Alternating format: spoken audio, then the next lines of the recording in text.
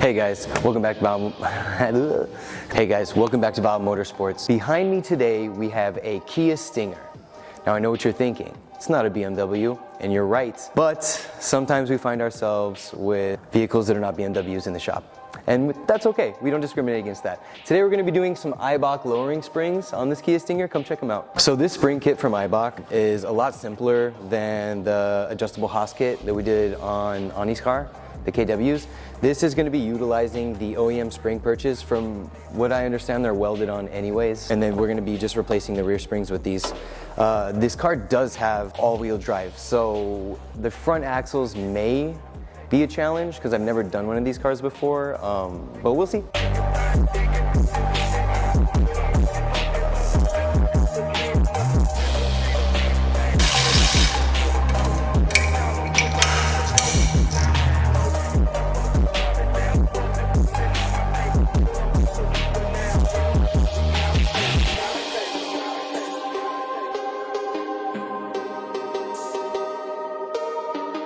Okay, so after we've disconnected our sway bar end links, our brake line, and stuff like that, all these brackets that are on here, I think it'll give us enough motion to be able to pull this out through the top. So now what we're gonna do, you can come over here and check this out.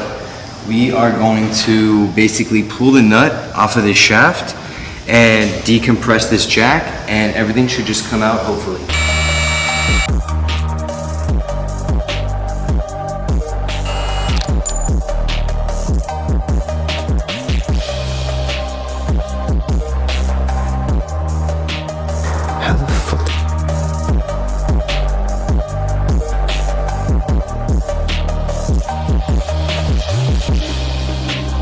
Okay, and that is pretty much it for the front.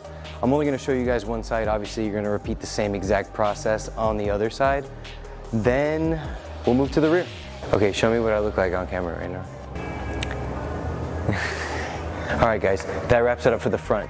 Moving on to the rear, it's a little bit different. You see the spring and shock unit are actually separate, kind of like on a BMW. And so what we're going to do is remove these two bolts and allow this arm to swing down, replace the spring, and button it all back up. You know what's funny is that I made that comment about the Korean battle tank in the last video we put up. On this F-82, it's got the right height of a Korean battle tank. We manifested the...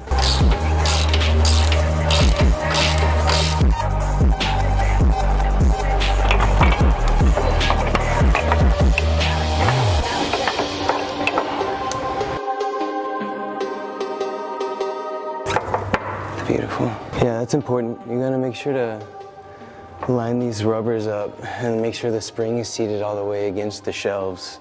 And it's pretty obvious where they are, so. But make sure that they all are making good contact like that for this to fit properly and there not to be any issues down the line.